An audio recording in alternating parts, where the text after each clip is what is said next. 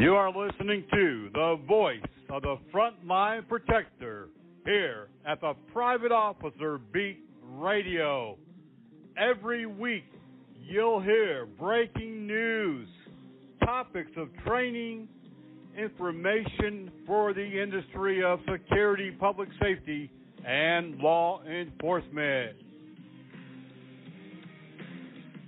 So strap in, hang on, we're about to speed off in this episode of the Private Officer Beat Radio.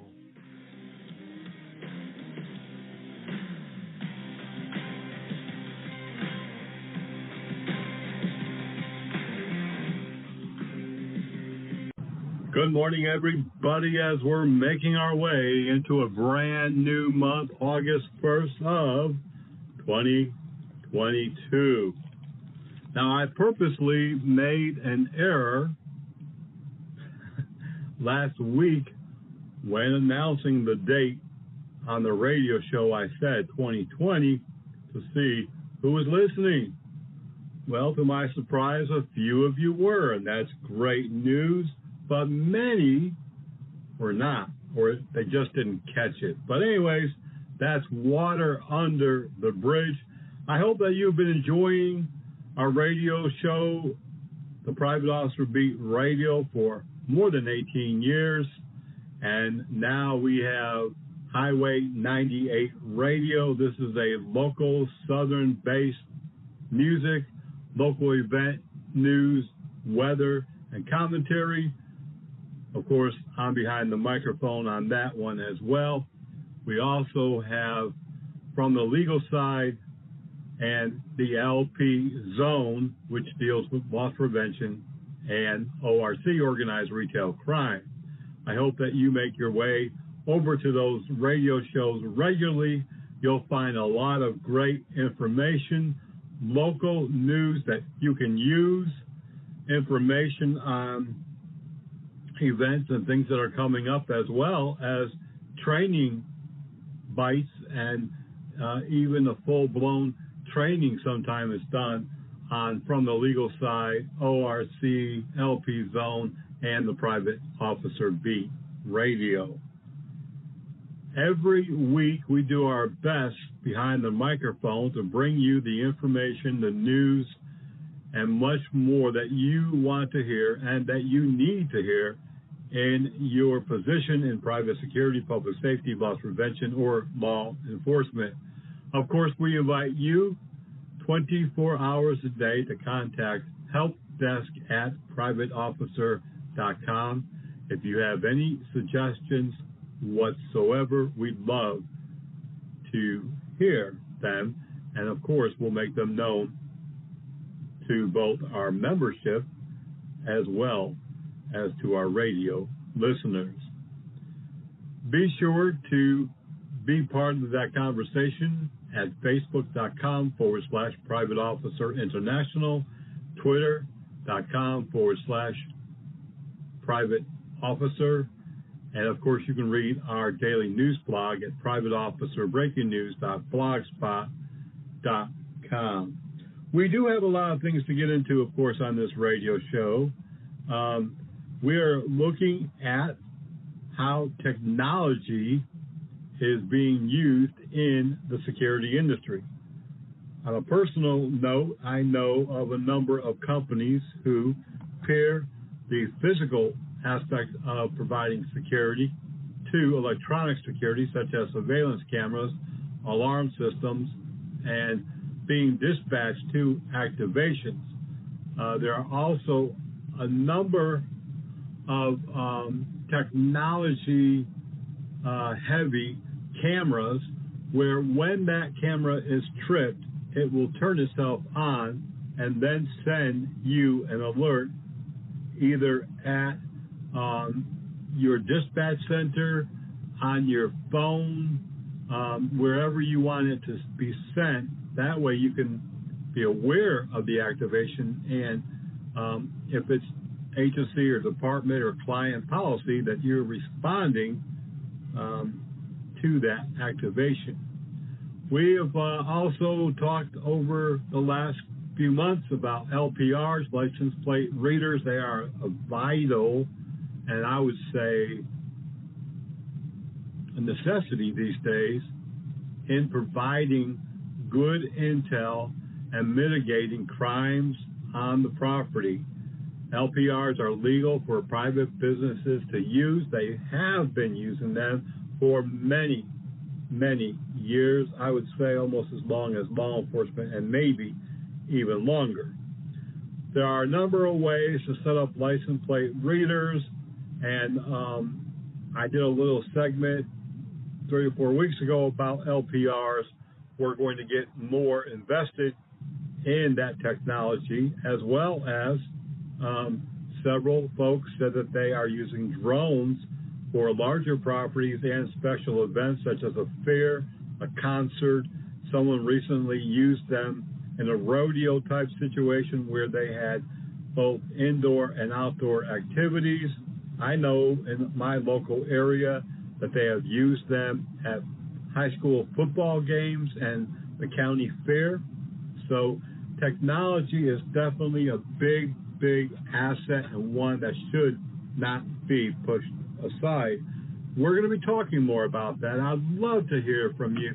If your company or you are the company, you're using robots, drones, license plate readers, alarm systems, activated cameras, and also if you have your very own 24-hour dispatch center, or you're contracting that out, I'd like to know how you're using it, what type of services are being provided. Do you provide those for a secondary private company or sell those services? And just kind of see how you're set up, because that's what we're doing. We're helping other security companies to set up real-time dispatch. I just helped somebody in Georgia last year, and they are thrilled with their operation.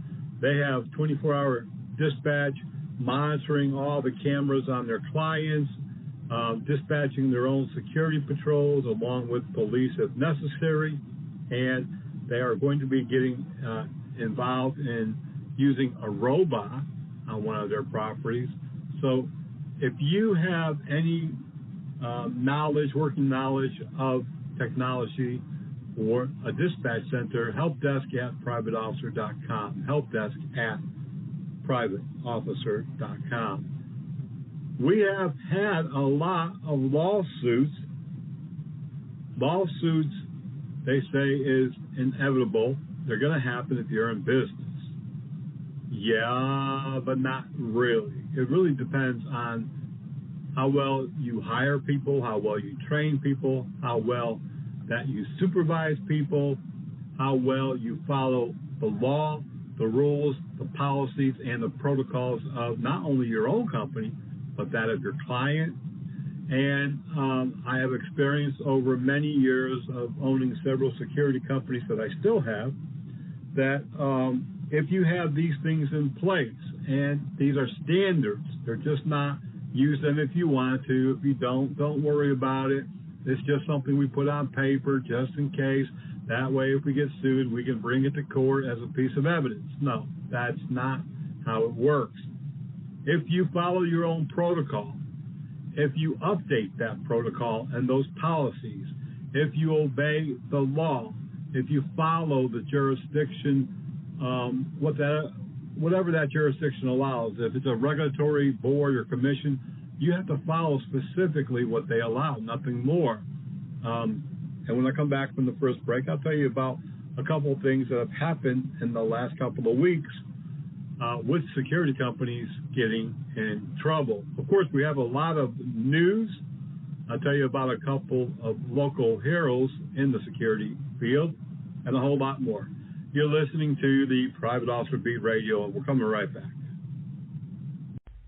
If you're not already receiving breaking news and our bi-weekly newsletter, Officer Down Reports, and discount training news in your personal or business email, then go to our website right now at privateofficer.org. privateofficer.org. A Dropbox will come down. Just fill out your info, and you'll be the first, one of the first, for sure, to know about what's happening in the security industry. You'll know when a security officer is killed. You'll also get these great discounts on training and equipment and so much more. privateofficer.org. And if you're not already a member of the Private Officer International Association, sign up while you're there today. Become a lifetime member for just $99, and we'll also include a free Private Officer International patch and lapel pin. I met Luke when I was pretty much born. We kind of just grew up together. He got his license when he was 16. We were going to the beach, and Luke was driving. I was in the passenger seat, and all of a sudden, I don't remember anything. I wasn't conscious for it. We got hit by a drunk driver. I feel like I knew right away that it was never going to be the same. I don't know. The doctors, they were telling me I was so lucky to be alive. When I found out that he died on impact, I didn't really feel lucky. And sometimes I still don't. Drinking and driving is completely unnecessary, and I think it's selfish if you do it. It's not worth taking that risk, because you never know what's going to happen.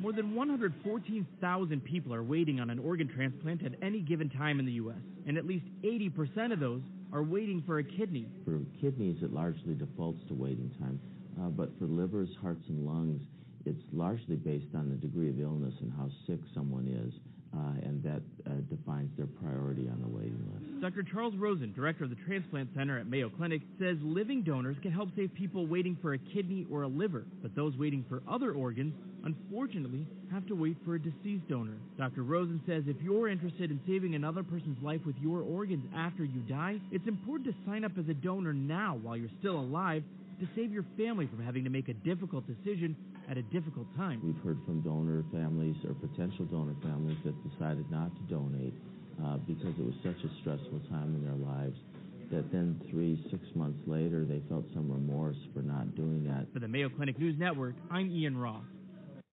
All right, so last week we spent some time going through our data collection from news stories and reports since January 1. I can't say we were astounded or shocked or even dismayed. But hundreds of security officers have already been arrested this year. And from what we're seeing through the information that we collect,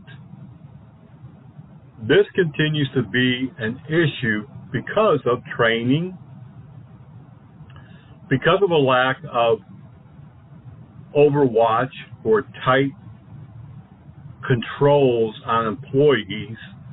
They get hired, they get processed if there is any type of processing to be done, and they are put out on location, working many times overnight, weekends, holidays, and even when they are on during the day, you really don't see field supervisors out there doing post checks the way that they once were.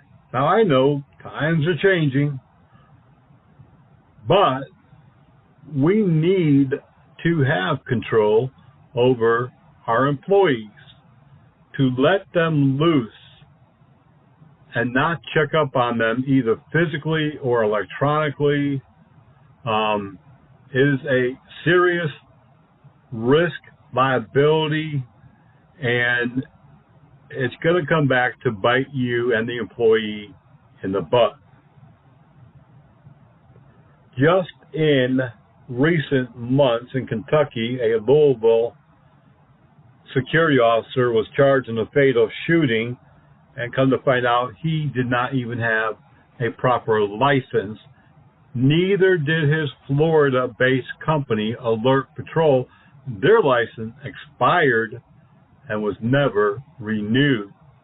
Currently, there are several issues in several states with Allied Universal Security.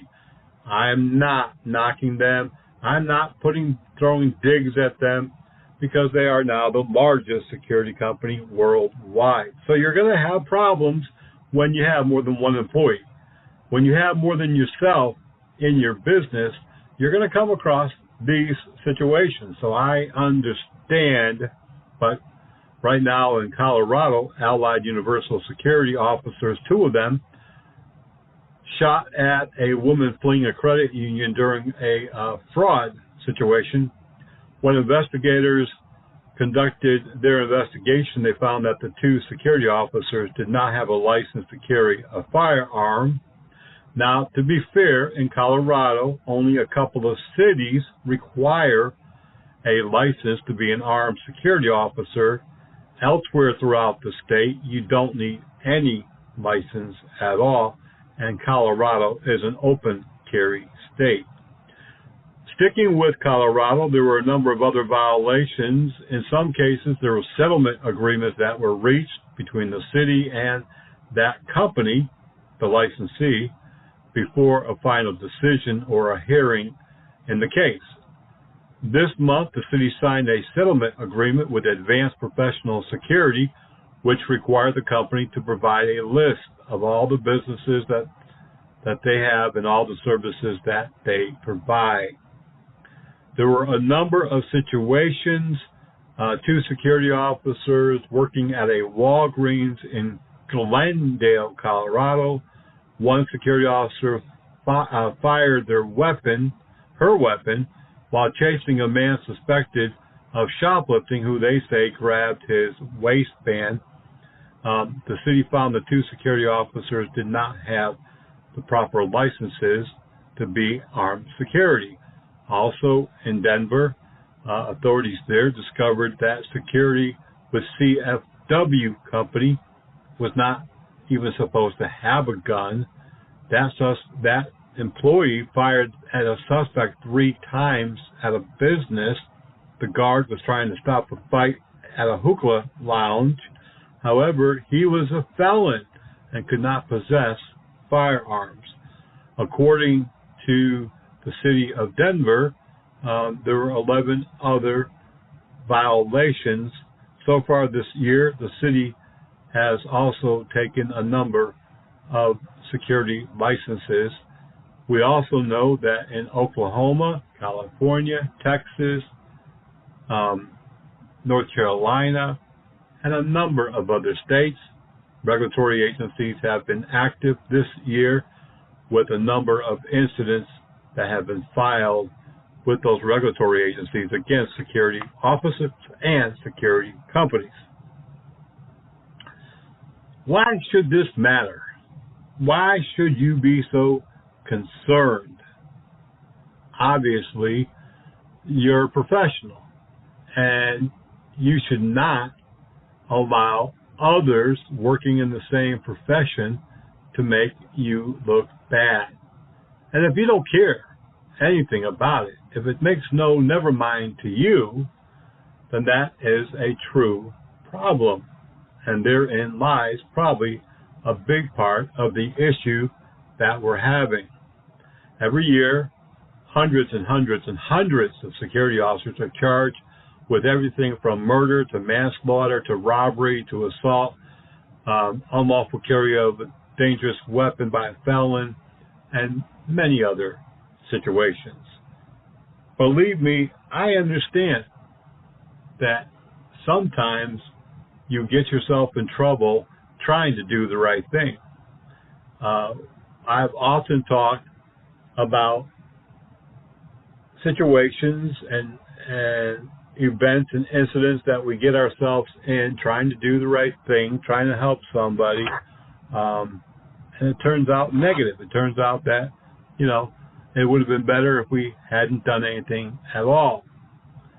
In our line of profession, in the line of work that we do, very much like law enforcement and other folks, including the military, people do look up at us, whether you want to think so or not.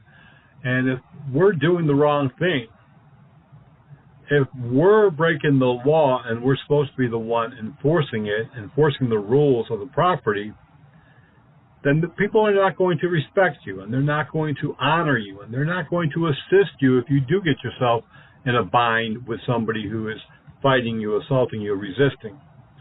I am pretty certain that if companies would do more overwatch, if they would go back to that field inspection regularly, if they came in at all hours, days and nights without your knowledge, that it would help with those checks and balances in the quality control area of the security profession.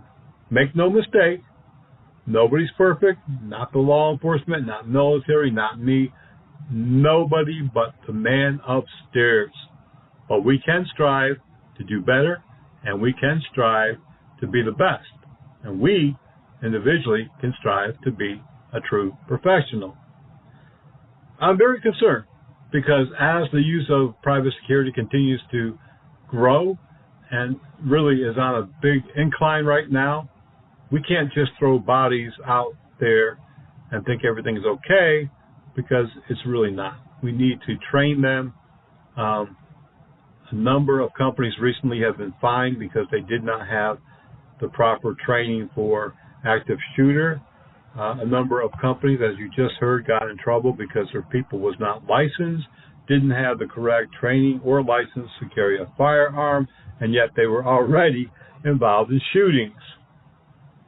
That's a fast way for a security company to not only lose business, but to lose their license, and on the other hand, to lose somebody's life, whether that be, the security officer or the person that they were shooting at. We're going to take a quick break, but I want you to mull that over, or as a friend of mine says, I want you to marinate that. I want you to give it a good marination. I want you to let it really soak in. Don't say nothing right now. Marinate. Think about it. We'll come right back on the Private Officer Beat Radio.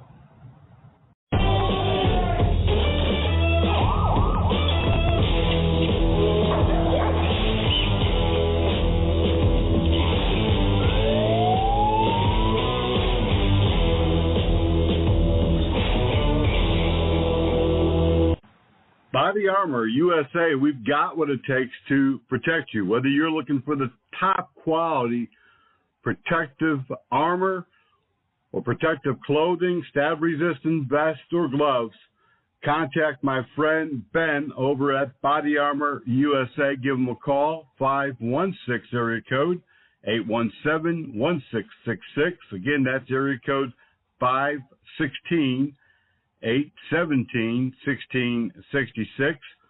Body Armor USA, we've got what it takes to protect you. No doubt about it.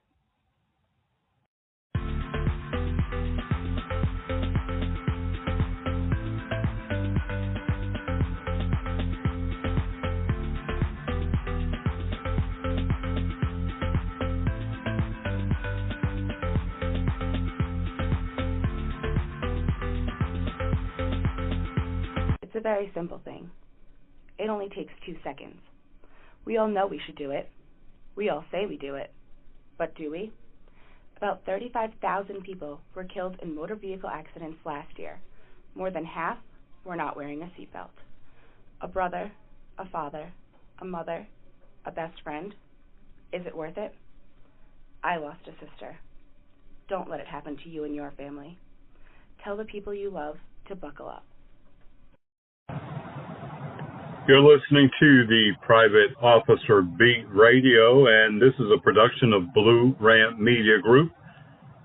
and Private Officer International. If you receive our breaking news alerts and updates, then you probably have already seen what I'm about to tell you. We have notified our membership and our readers of 2 spectacular incidents involving heroic security officers. Every day, across the country, over the border in Canada, and around the world, our frontline personnel, whether it be law enforcement, EMS, or private security, are making a true difference. And here is proof positive of that. A security officer in Missouri City, Texas, last week was sitting in his car on duty watching a subdivision. On July the 22nd at around 2 a.m., Hector Adame was sitting in his truck. He was working his shift. He wasn't asleep. He wasn't playing on his phone. He was doing his job, and he spotted a silver Dodge pickup truck. The truck parked in an out-of-the-way area for a few moments. And then he moved it to an even darker area near one of the homes. The security officer heard him on the phone telling someone that he was there. The security officer got out of his vehicle and began watching in the shadows as the man went around a home and came back with a very young girl and then jumped in the pickup truck and took off. He notified police immediately. They began doing a canvass and found that 11-year-old girl was missing. The relatives thought she was in bed, but when they went to check, it was her that the man had picked up and brought out of the window and into the pickup truck. Local law enforcement, state police, FBI agents, and a number of other agents got involved immediately, and also an Amber Alert was issued. It did not take long for local authorities to find the vehicle and take the man into custody, but there was also a second person. Police called the security officer a hero, and we're making arrangements now to present him with an award.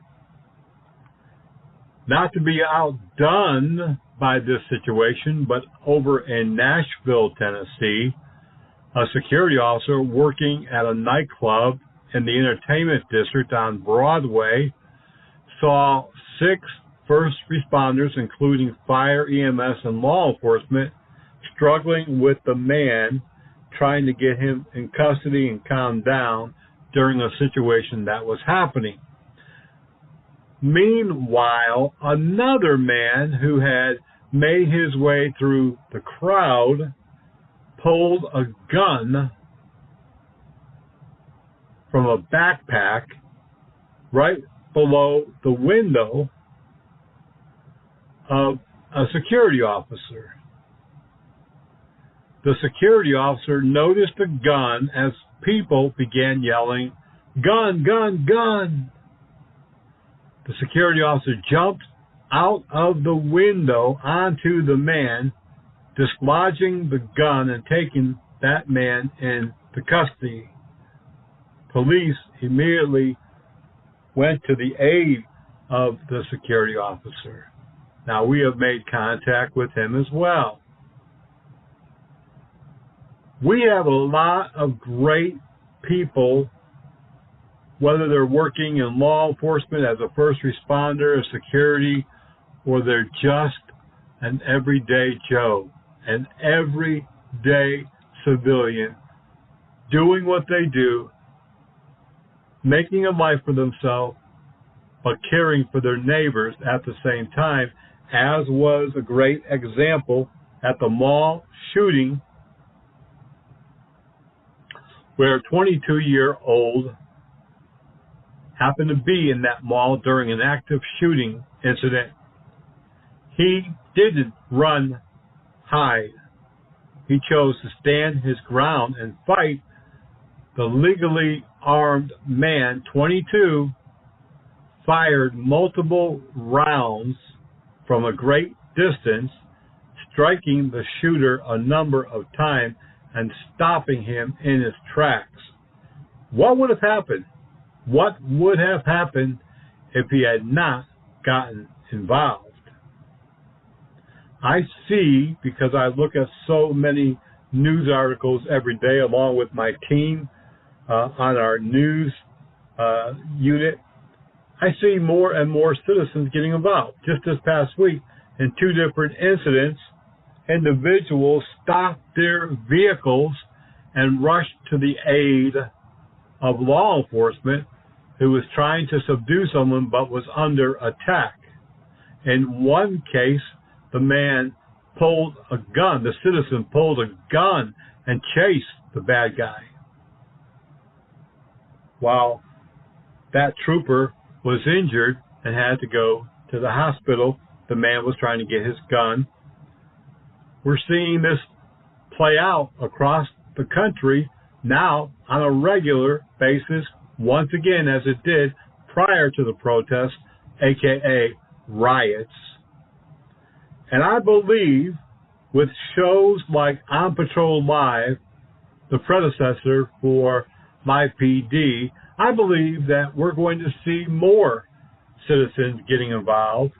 We're going to see more pro-police, back the blue, and that includes security officers. We have witnessed throughout the years, including this year, people thanking security. You know, last month, unfortunately, a retired Buffalo police officer gave his life working as a security officer, and someone came forward and paid off his family's home. There have been numerous incidents where security has been thanked publicly and even called heroes, as we are doing today. Remember, if you know of someone, including yourself, who deserves to be recognized, they have performed CPR, they have brought someone back to life, they have done something heroic, they have stepped in between a situation, please notify us, helpdesk@privateofficer.com. We want to give them an award. We want to publicize it with a press release and have the media get involved.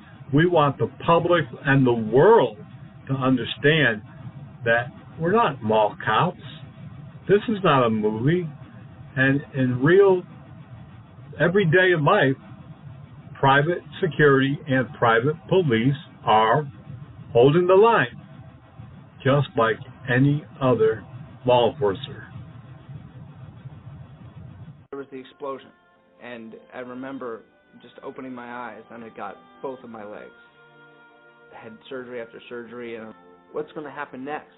The Wounded Warrior Project said, look, brother, everything's going to be okay. 3 months from now, 4 months from now, a year from now, you'll be fine.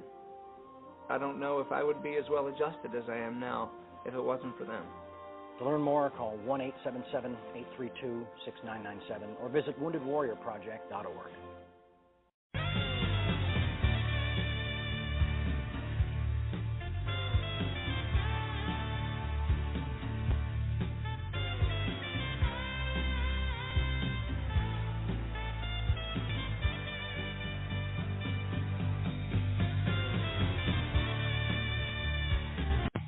Welcome back to the Private Officer Beat Radio. We're over at the news desk this morning. We're looking at almost 3,000 news feeds coming in from around the world as we check stories about private security, loss prevention, law enforcement, public safety, and various areas that's concerning to our profession. Remember, Private Officer International is a law enforcement and private security organization, and we have members throughout the world.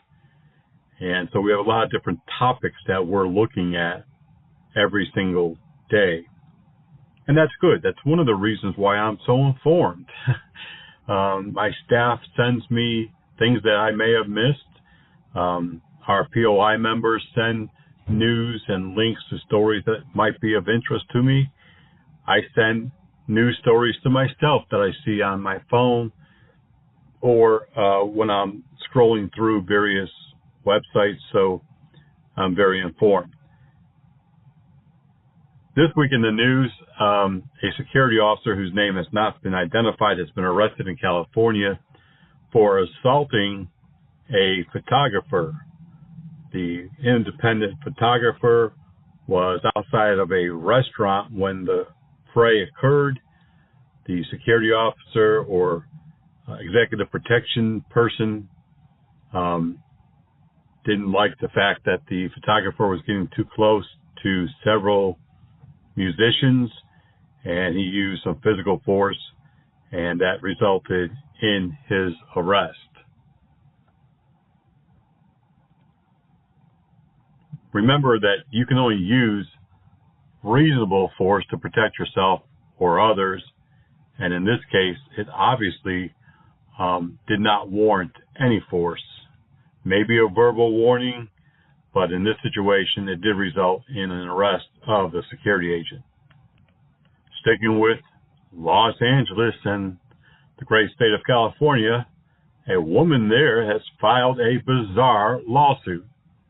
The woman is suing a downtown Los Angeles hotel, alleging that a security officer caused her left saline breast implant to deflate after he accidentally brushed her with one hand while the plaintiff was trying to help someone with a medical problem in March.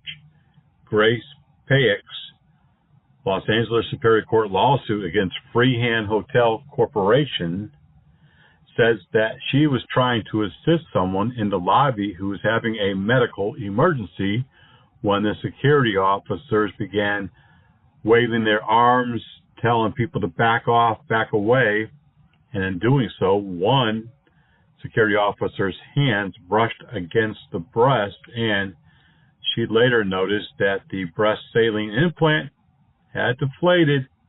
Well, you would think she would have noticed right away, since saline is liquid. It is a very strange lawsuit, and of course, we are going to follow it. In Somerville, West Virginia, 2 people are dead, and the gunman also killed by police at Joe's Nails and Spa. Really kind of a workplace situation, workplace violence situation, where the man was doing some type of general service for the spa. Something happened. Police are not announcing or saying what exactly. And the man left and returned with a firearm, killing 2 employees. In Baltimore, Maryland, a man has been shot after attempting to disarm a security officer on patrol. This happened in the Northern District at around 8:15 p.m. on Maryland Avenue. The security officer said that the man began struggling with the security officer to try to gain control of the weapon. The security officer was able to take the weapon and fired at the man, who fled but soon showed up at a local hospital with a bullet wound to the abdomen. The man has been arrested, but police say that this is a continuing investigation. In Nashville, Tennessee, Chief Drake, John Drake, who is the police chief of the Nashville Metropolitan Police Department, personally thanked a security officer, Michael Kahn, for jumping in the mix and stopping a man after he pulled a firearm out while 6 first responders were dealing with a second situation.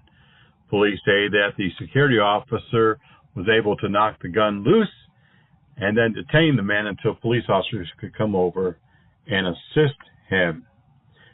This past week, we lost 3 police officers in the line of duty. The latest one happened in Texas.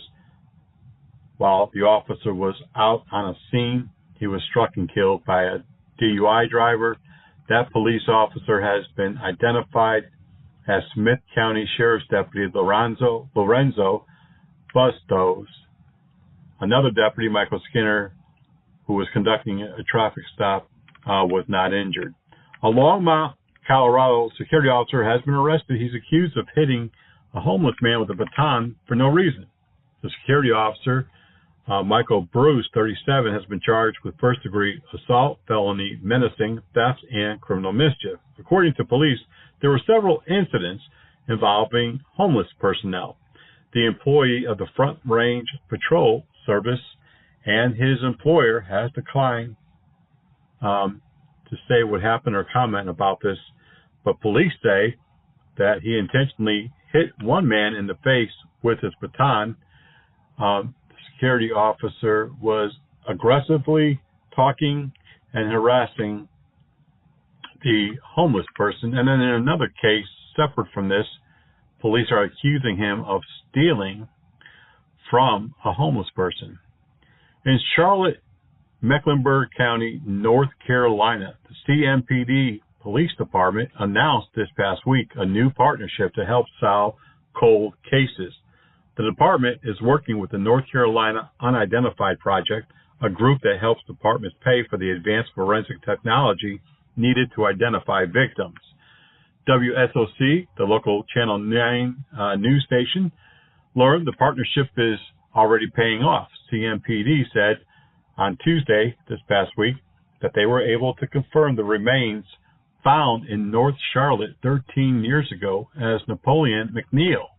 Officials said McNeil was reported missing originally in Raleigh in 2009, and investigators didn't originally consider that the remains found were McNeil's because he had no connections to Charlotte.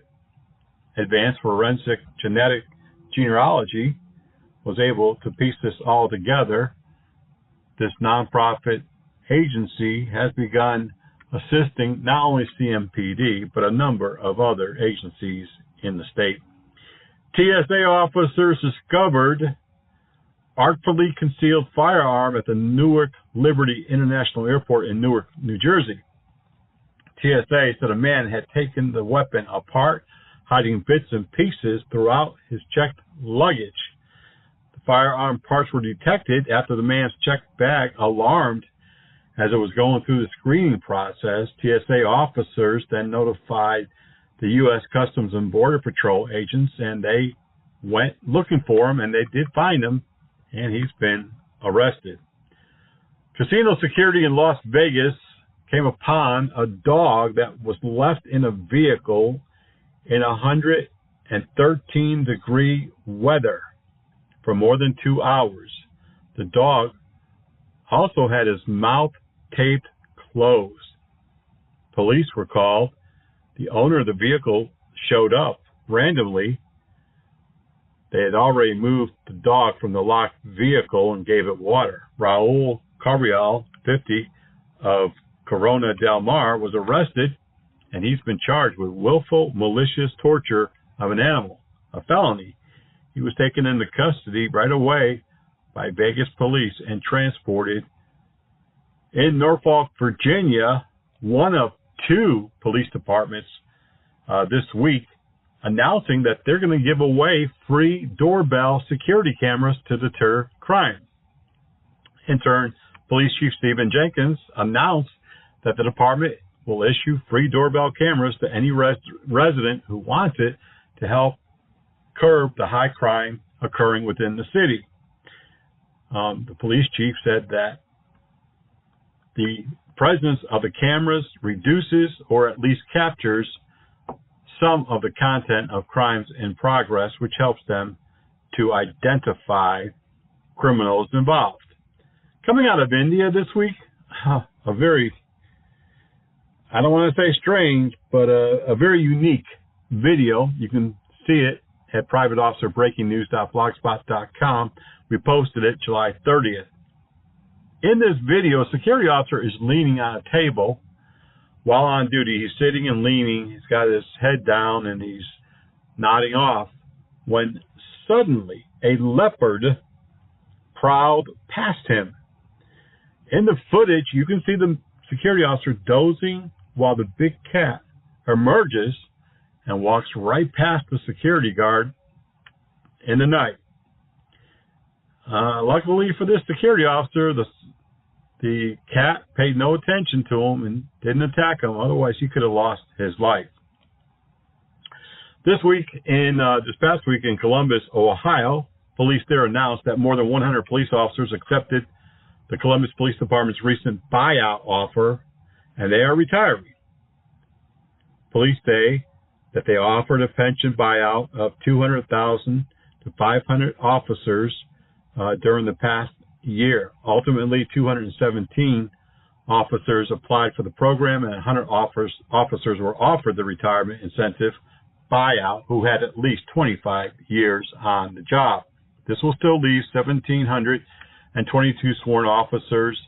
However, police say that is not their full staffing. You may have received notice from private officer about the memorial service. Don't forget that we're going to be lining up the memorial service across the country. Once again, contact helpdesk@privateofficer.com if you or your company, church, school, or other business would like to participate. Coming out of Atlanta, Georgia, 3 men have been indicted for security officers' murder that occurred earlier this year. The last of the 3 men was indicted this past Friday. Stanley Henderson, 31, is facing charges of felony murder in the killing of security officer Anthony Frazier. Again, this video also is on the internet and publicly on our news blog at privateofficerbreakingnews.blogspot.com. There is a lot of news. You can check out our news every single day at privateofficerbreakingnews.blogspot.com. We're going to take a quick break. When we come back and talk a little bit more. And remember, you can send any breaking news to the help desk at privateofficer.com 24/7. We'll be right back.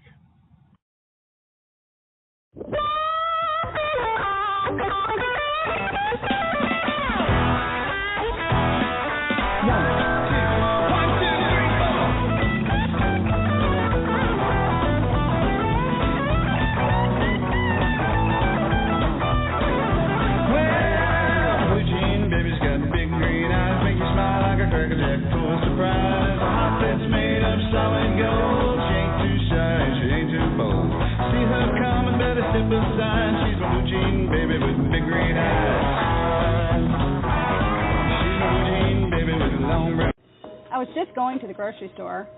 Seatbelt violators, beware. I forgot to put it on. If you're pulled over because you've broken the law. Oh, it's so uncomfortable. And you're not wearing your seatbelt. It's broken, but I'm gonna have it fixed. No matter what your excuse is, you will get a ticket in addition to the ticket for your original violation. Click it or ticket? That's pretty easy to remember. For some children, America isn't the land of promise. It's a place where every day is a struggle. Because today in America, 1 in 6 children lives below the poverty line. For these children, living in poverty means going without medicine, going without food, going without a warm home, or even a roof over your head. And that's life for nearly 13 million children of all races, all across America. Where will you draw the line and get involved? You can help these children and their families find a way out of poverty for good. And you can make a difference in more ways than you think. Will you help? Go to povertyusa.org today. Because 1 in 6 children in poverty is one too many. A message from the Catholic Campaign for Human Development. Are you looking for the finest private security officer training in the Charlotte metropolitan area? Do you need PPS qualifications in armed or unarmed training? Or maybe you're over there across the line in South Carolina and you need the SLED training. Well, we've got the right training at the right time for you. Premier Training Academy, located at 5624 Executive Center Drive, Suite 142 in metropolitan Charlotte, North Carolina. Give them a call today, 704-806-4933. They also offer firearms training, personal protection, first aid and CPR, and so much more. Call John at 704-806-4933. People always ask, how can we get more training and not spend a whole lot of money? Is training online better? Is it cheaper?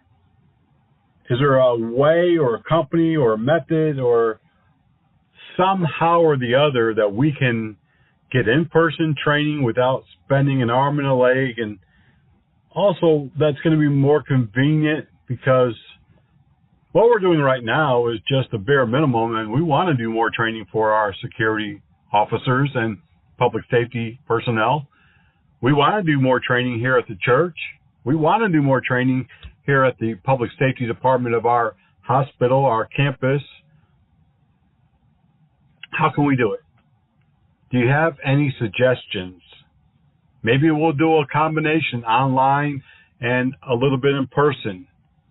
Maybe we'll do in person only every few years and online regularly throughout the year. These are often the questions that we hear from companies who are trying to do the right thing, companies who want to do the right thing in the training. They understand the necessity, the importance. They understand that this is how they're going to keep their staff safe, how they're going to keep their clients safe. We've talked in recent weeks about 2 security companies now who have been fined substantial amounts for not training their security staff in active shooters scenarios, not even giving them a PowerPoint or an online resource to go look at. They didn't even tell them run, hide, fight. Call 911. Nada. Nothing. And now other agencies have gotten involved,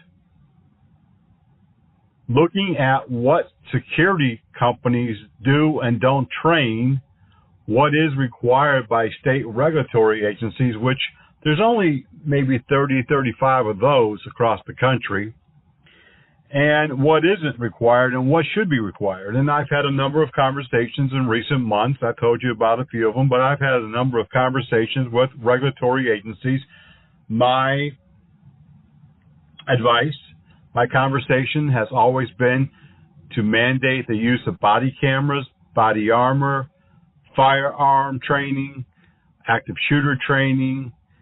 That's why we just gave away a free 4-week response,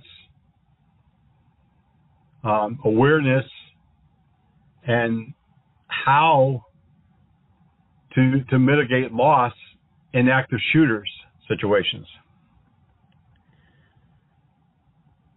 Private Officer International for 18 plus years, actually 20, because as I mentioned a few times, we started off as National Association of Private Officers, NAPO, and then when we began getting a lot of interest from out of country, we went to Private Officer International. But anyways, we've always gotten a lot of response from companies and individuals for training. It's not that people don't want to train. I don't believe that the majority of our industry just doesn't care or doesn't think it's a necessity. I think that most people in this profession, and when I say security, I'm talking about both contract, proprietary, and those departments that consider themselves public safety, such as at colleges, universities, hospitals, and some other large businesses.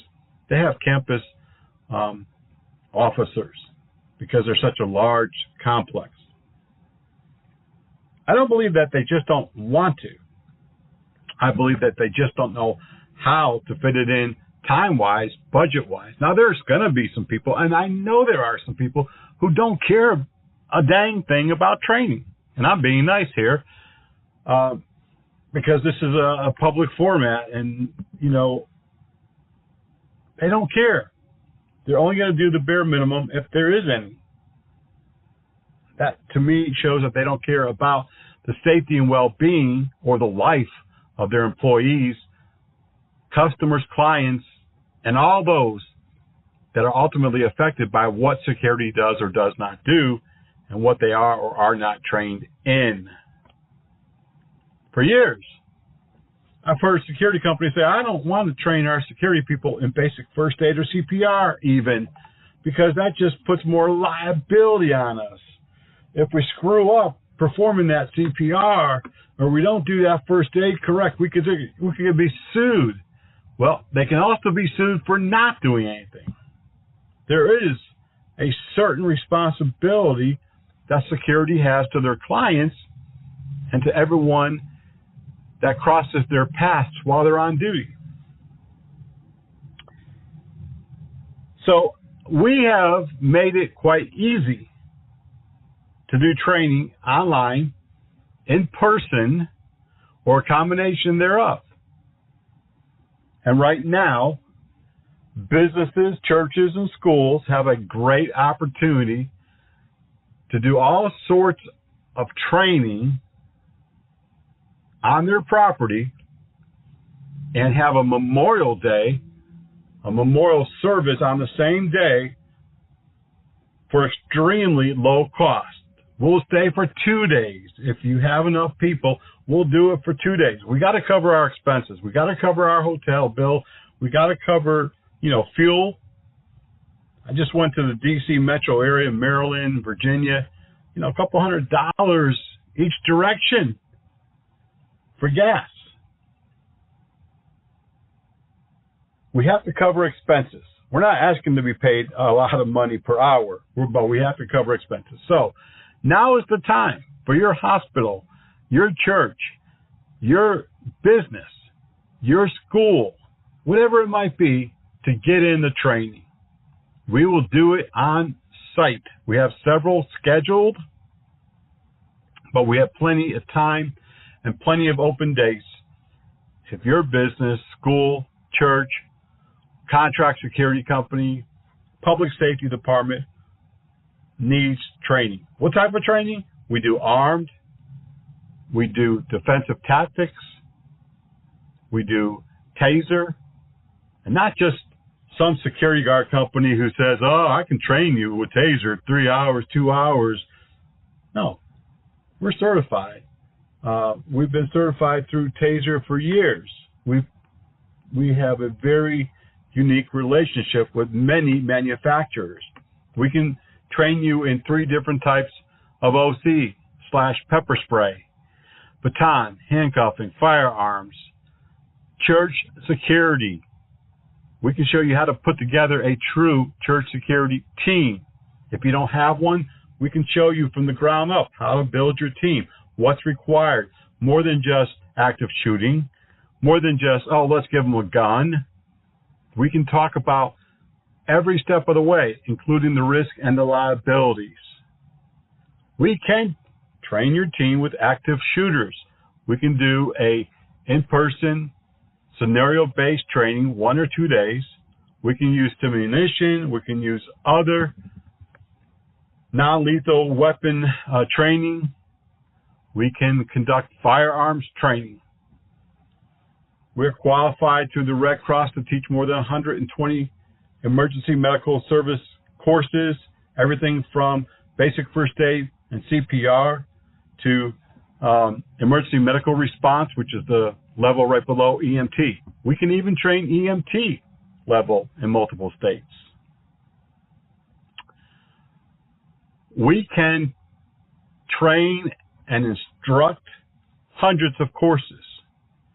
If we don't have that course, the one that you want, specific for your company, we can build it. Contact us at helpdesk at Armour College, ARMOUR college.org. Call 804-290-4388. As I mentioned earlier, the Private Officer Memorial is back on the road this year. And now is your opportunity to schedule training and have a memorial service for your community to recognize fallen private security officers, private law enforcement, and public law enforcement. We want to be able to bring training to you, the type of training that you need, quality training, not just some BS that you're going to get offline taking a 5 or 10 or 15-minute certificate. That's not training. That's an overview, but it's not training. We bring you true scenario-based training.